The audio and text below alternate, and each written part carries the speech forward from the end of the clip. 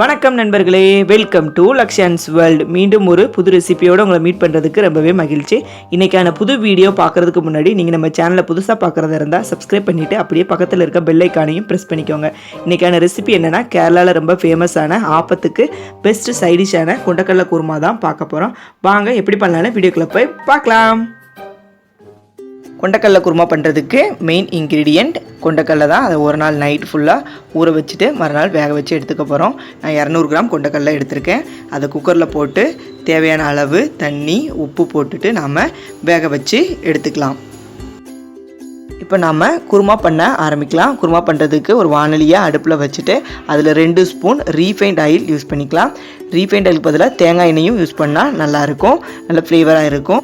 எண்ணெய் சூடானதும் அதில் வறுக்கி வச்சுருக்க ஒரு துண்டு இஞ்சி, 5 பெரிய வெங்காயத்தை நாம் ஆட் பண்ணிக்கலாம்.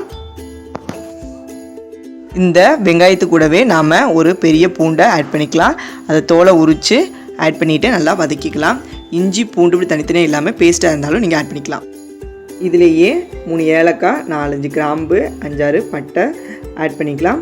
சோம்பு இருந்தாலும் நீங்கள் ஆட் பண்ணிக்கலாம், ஆனால் ஒரு சின்ன டீஸ்பூன் ஆட் பண்ணுங்கள் போதும். இப்போ வெங்காயம் இஞ்சி எல்லாம் நல்லா வதங்கிக்கிட்டு இருக்கு. இந்த ஸ்டேஜில் நாம் தக்காளி ஆட் பண்ணிக்கலாம். நான் ஒரு 3 பெரிய தக்காளி ஆட் பண்ணியிருக்கேன். உங்கள் புளிப்புக்கு ஏற்றாப்புல நீங்கள் தக்காளியை ஆட் பண்ணிக்கோங்க. தக்காளி ஓரளவு வதங்கினதும் நாம் 5 ஸ்பூன் தேங்காய் திருவல் ஆட் பண்ணிக்கலாம்.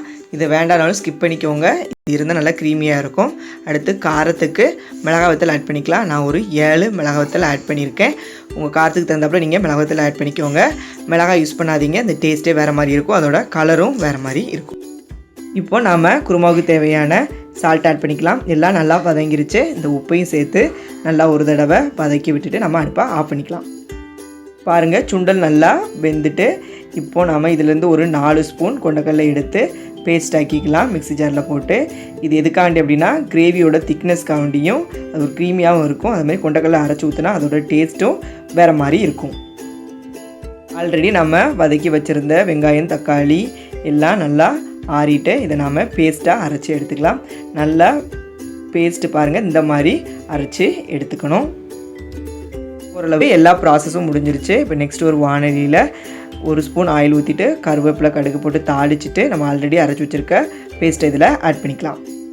நெக்ஸ்ட்டு அதிலேயே நாம் ஆல்ரெடி பேஸ்ட் பண்ணி வச்சுருந்த அந்த கொண்டக்கடலையை இதில் ஆட் பண்ணிக்கலாம். ஆட் பண்ணிவிட்டு நல்லா மிக்ஸ் பண்ணி விட்டுக்கலாம்.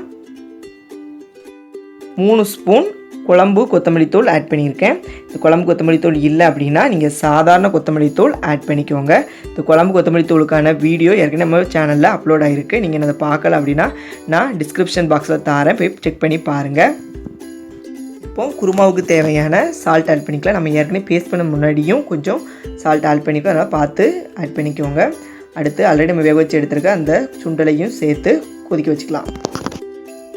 எல்லாத்தையும் ஆட் பண்ணியாச்சு. ஒரு 5 மினிட்ஸ் கொதிக்க வச்சாலே போதும், நம்மளோட குருமா தயாராகிடும். அந்த கொத்தமல்லி தூளோட பச்சை வாசம் போகிறதையும் கொதிக்க விட்டாலே போதும். பாருங்கள் எந்த அளவுக்கு க்ரீமி ஆகிட்டுன்னு. இந்த ஸ்டேஜில் நம்ம அடுப்பை ஆஃப் பண்ணிக்கலாம். பாருங்கள் எவ்வளோ கலர்ஃபுல்லாக க்ரீமியாக இருக்குன்னு. இவ்வளோ தான் கொண்டக்கடலை குருமா. நீங்களும் ட்ரை பண்ணி பார்த்துட்டு எனக்கு கமெண்ட் பாக்ஸில் எப்படி இருந்து சொல்லுங்கள் நண்பர்களே. அப்போ தான் எனக்கு இன்னும் அடுத்தடுத்து வீடியோ போடுறதுக்கு அது ஊக்கமாக இருக்கும். அவ்வளோதான், நம்மளோட டேஸ்டான எம்மியான கேரளா ஸ்டைல் கொண்டக்கடலை குருமா தயார். ஆப்பத்துக்கு பெஸ்ட்டு சைடிஷ் வந்து இந்த கொண்டக்கடலை குருமா தாங்க. அந்த கொண்டக்கடலை குருமாவோட ஆப்பத்தை சாப்பிடும்போது அது டேஸ்ட்டே தனியாக தான் இருக்கும். மற்ற சைடிஷை விட கொண்டக்கடலை குருமா தான் நல்லா அடிச்சுக்கும். நீங்களும் செஞ்சு பாருங்கள். தேங்க்ஸ் ஃபார் வாட்சிங் மை வீடியோ. இந்த வீடியோ பிடிச்சிருக்கும்னு நம்புகிறேன். இந்த வீடியோ பிடிச்சிருந்தால் மறக்காமல் லைக் பண்ணுங்கள், ஷேர் பண்ணுங்கள், கமெண்ட் பண்ணுங்கள், அதோட சப்ஸ்கிரைபும் பண்ணிடுங்க. அப்படியே பக்கத்தில் பெல் ஐக்கானையும் ப்ரெஸ் பண்ணிக்கோங்க.